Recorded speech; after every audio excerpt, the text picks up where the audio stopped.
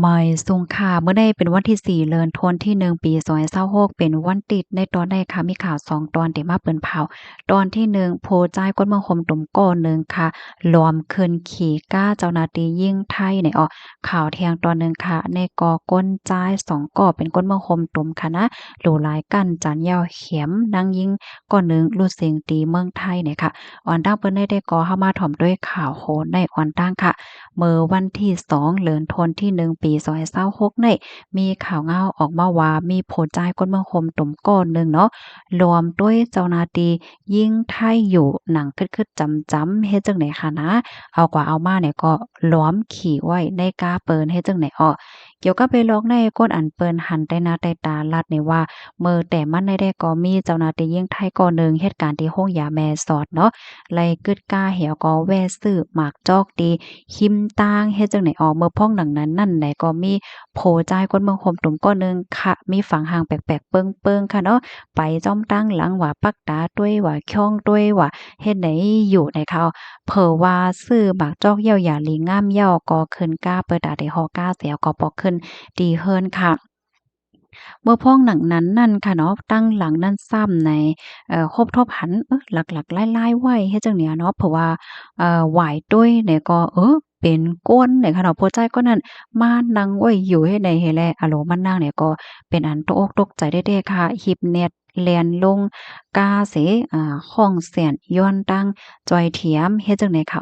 เฮ็ดนั้นเหี่ยวก็ในตั้งฝ่ายก้นหิมห้อมกวนเบิ่งหลีเขาค่ะเนาะเปิ้นก็อ่อนกันหีบเน็ต มาจอยมาเถียมไว้ค่ะแล้วก็ก้มโตหัวใจก็นั้นไว้เฮสืบนั้นก็สืบฝนอันกับสารหาภูมิปนพรเขานั้นมาติงยับก้มโตผู้ใจก้อนนายเฮ็ดแหน่ค่ะลองได้ก็เตเลยว่าเป็นลองที่อันลีตกอกตกใจได้ๆว่าว้าปะยอก็ยุ่มยำว่าเดี๋ยวจำเป็นคอฟ้างตอนตาก้นที่คอกาขนาดกว่าไตมือเหนือหังก้อยก็เหลียวอธิการมันได้ก็มียานางยิงเฮ็ดจังไหนคันนะทางฝ่ายภูมิปนพรเขาได้ก็แนะนำว่าบ่ว่าอยู่ไว้ตีในกายาวนั่นไหนกึ่งลีแลคัดพักตูกากำเหลียวเฮ็ดเนี่ยเนาะปะยอก็ เพราะว่าเฮาขาลงกากว่าที่หลายตั้งหลายสังหันว่ามีก้นแปลกๆเปิงๆปักตาต้วยไปจ้อมเฮาว่าหลายเจ้าในเนี่ยก็ให้เฮาขานั่นสติเฮียงๆเฮ็ดจังเนี้ยเนาะแฮ่แลเมื่อว่าเฮาขาขึ้นเหนือกาที่ฮอกาเหย้าหาแลหวายด้วยตั้งหลังอยู่ดาสิว่าจองมีผู้ไลไผหลอมมาขี่เหนือกาเฮาอันนั้นก็มาแอบซ่อนไว้อยู่ดีได้ตั้งหลังกาเฮาแหละจังได๋เป็นส่ำว่าเฮาคาเตกึดกาแหวก็โล่งกว่าซื้อน้ำซื้อหมอกซื้อหมักไม้โจกแคบโจกกำ1มินิ2มินิกุ้ยว่าในเซตาก็อย่าไปไว้เมาม้างค่ะเนาะกึ่งลีเลยเอาหม่านกาเฮานั้นคืนไว้อยู่ตาเสและคัดพักตัวกาเฮานั้นตาเสกูข้าวยามเฮ็ดจังไหนเนี่ยค่ะเอาหนังหือเต็มจังมีผู้ไลภัยมารวมเปิดพักตู้ยาวก็ส่วนอยู่ไว้ในกาเฮานั้นนะคะเลื่อนสูตรไหนตั้งฝ่ายเจ้าหน้าที่ภูมิปนพรเขาไหนก็ไล่เอาโตผู้จ่ายก็ในเสียก็ส่งกว่าดีโฮงปลีกเปิดดาเดปันตัวต่ำกว่าจำหนังปักเปิงไม้มีหวานเมืองมีเหย้าเฮ็ดจังไหนคะผู้จ่ายก็ในเฮียงและเฮ็ดกว่าอำนั้นก็มีตั้งเป็นป้ายใจหือในนั้นได้ก็ภูมิพลพรเขาเด้ถามลองตั้งหลายโหย่อยย่ำมันกว่าเนี่ยค่ะข้อมูลตอนในค่ะเนี่ยก็ไล่เปิงอิงออกมาดีของการข่าวนครแม่สอดในเนาะต่างไว้เนี่ยค่ะลูกดีข่าวง่าวโหในเสแลกับในเฮาค่ะมาถ่อมด้วยแทงตอนหนึ่งค่ะ อันในกอเฮียงการจ่าย2เกาะกันจันแหมนางยิงก่อนหนึ่งในสวนเขากาบในเมื่อวันที่3เดือนธันวาคมที่1ปี2026ได้ตั้งฝ่ายผู้สื่อข่าวเขาไล่รับตึงลาตีนางการณัฐฐาอายุไล39ปีก็เป็นลูกหญิงนางใหม่อายุไล57ปีเป็นพี่น้องเจ้าม่งเนี่ยค่ะเนาะอันอยู่ดีมหาวันจะเว้งแม่สอดเจตอนปากเปิดตาเฮ็ดข้องย้อนลองเป็นถ้ำเนี่ยค่ะลองตั้งมันได้ก่อเมอป่นมานั่นมี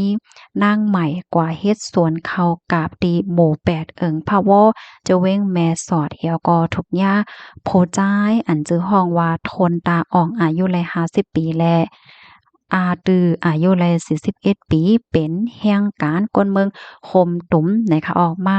หลู่หลายกันจันปยกแหมถึงที่บ่รู้สิ่งสายใจลองนั้นได้ก็เป็นกว่าเมื่อวันที่11เดือนธันวาคมที่11ปี2025เฮ็ดแหน่ค่ะ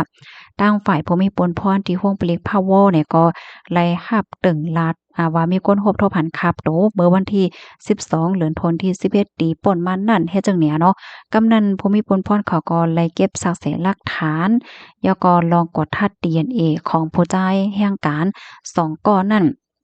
ไหนก้อยกะว่าอ่อนตั้งตีพรปางอันกดทัด DNA ที่ออกมานั่นนะคะเนาะทางฝ่ายภูมิพลพรเขาเนี่ยก็ลาติญาติพี่น้องว่าไล่ส่งโตผู้จ่าย2ก้อนนั้นปันที่ฝ่ายกดทัดก้นเขาออกเมืองดีเจตอนตากว่าเหย้าเฮ็ดจังไหนอ้อปยก็มีป้าเพิ่นเล็กว่าอย่าไปพงส่งเขา2ก้อนให้พอขึ้นเมืองก็เพราะว่าตึกมีอำหมู่ข้างคำไว้อยู่เจอเขารถไล่รับตามให้ในนั้นค่ะนะเนาะตั้งฝ่ายและว่าก้าวฝ่ายกดทัดก้นเขาเมืองก็สำราดว่า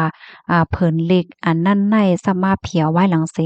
ฝ่ายละว่าก้าเขาส่งก้นใจ2ก้อนได้ปอกเมืองเหย้าเฮ็ดให้อ้อมต้นตาขับตัวของนางใหม่นั้นได้ก่อไล่อ่าผังเหย่านะไล่พังกว่าจำหนังฟิงทุ่งศาสนามีเหย่าเมื่อวันที่31เดือนธันวาคมที่12ปี2525ตีป่นมานั่นตีป่าจ้าวานเจดีย์โขในออมเกี่ยวกับเลยร้องในๆก็เป็นลูกยิ่งได้ก่อค่ะให้ของการฝ่ายเกี่ยวข้องเขาขับเขิงเฮ็ดปันลองเพ่งเป้งเป็นธรรมตอนตาก็เป็นลูกๆของแม่เขาที่อันไรรู้สิ่งสาใจกว่านั่นเฮ็ดจังไหนคะอ้อ